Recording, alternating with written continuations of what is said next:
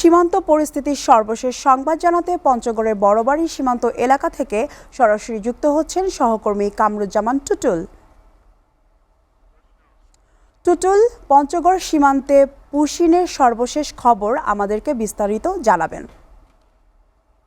জি লোপা, যেমনটি বলছিলেন, আমি এই মুহূর্তে রয়েছি পঞ্চগড় সদর উপজেলার হাড়িবাসা বড়বাড়ি সীমান্তে। আমার পিছনে দেখতেছেন যে ভারত থেকে পুশিং করা, যে পুশিং এর চেষ্টায় যে 10 জন নারী পুরুষ শিশু তারা লোমেন্স ল্যান্সে অবস্থান করতেছে।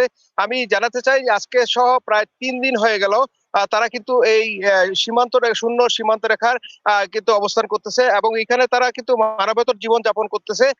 তারা আসলে তাদের ঘুম খাওয়া এবং এই যে বৃষ্টি হচ্ছে, বৃষ্টি তারপরে বিজলি, সব মিলিয়ে তারা কিন্তু একটা মানবতর জীবন যাপন করতেছে। আমি কথা বলেছি স্থানীয়দের সঙ্গে, তারা যেমনটি আমাকে জানিয়েছেন যে আসলে যে মানবাধিকার কর্মী যারা আছে, মানবাধিকার আইন আজকে কোথায়, তারা যে এই মানবতর জীবন যাপন করতেছে এবং এই বিষয়ে কিন্তু যে বিজিবি বিএসএফ একাধিকবার পতাকা বৈঠক হয়েছে, তারপরেও কিন্তু কোনো সুরা হয়নি।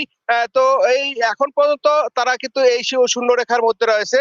আমি দেখেছি যে তারা তাদের যে ভারতের বিভিন্ন জায়গায় তারা অবস্থান করছিল, সেখানে তারা কিন্তু ছিল। তারপরেও কিন্তু গত শুক্রবার ভোর রাতে তাদেরকে এই পঞ্চগড়ের সদর উপজেলার বড়বাড়ি সীমান্ত দিয়ে পুশিং এর চেষ্টা করে বিএসএফ, কিন্তু বাংলাদেশের বিজিবি কিন্তু সতর্ক থাকার কারণে কিন্তু তারা পুশিং করতে ব্যর্থ হয় এবং বিজিবি কিন্তু সর্বোচ্চ সতর্ক অবস্থায় আছে। তবে এখন পর্যন্ত এই পঞ্চগড়ের বড়বাড়ি সীমান্তে কিন্তু এখন থমথমে অবস্থা বিরাজ করতে, কারণ উভয় পক্ষেরই বিজিবি বিএসএফ একাধিকবার পতাকা বৈঠক হওয়ার পরও কোনো সিদ্ধান্ত হয়নি।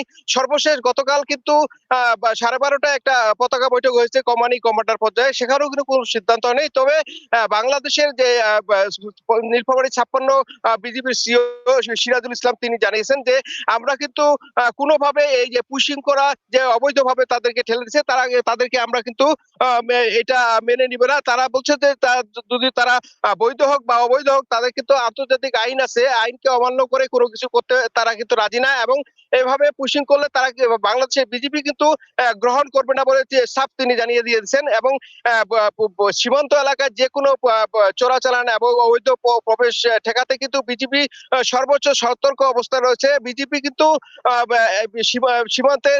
সীমান্তের যে যারা আছেন তাদেরকে নাগরিকদের সঙ্গে উত্থান বৈঠক করে সজাগ করতেছেন, যারা অবৈধভাবে ভারত থেকে কোনো লোককে পুশিং করতে না পারে, সেজন্য কিন্তু সবসময় তারা উঠার বৈঠক এবং সব বিভিন্ন মিটিং সেমিনার করে যারা স্থানীয়দের জানিয়েছেন যেন যে কোনো অপ্রীতিকর ঘটনা ঘটালে তারা বিজেপিকে খবর দেয় এবং তারাও কিন্তু সজাগ থাকে, এমনটাই তারা জানিয়েছেন বলে আমাকে জানিয়েছে। তো এই ছিল আমার কাছে বড়বাড়ি সীমান্ত থেকে সর্বশেষ।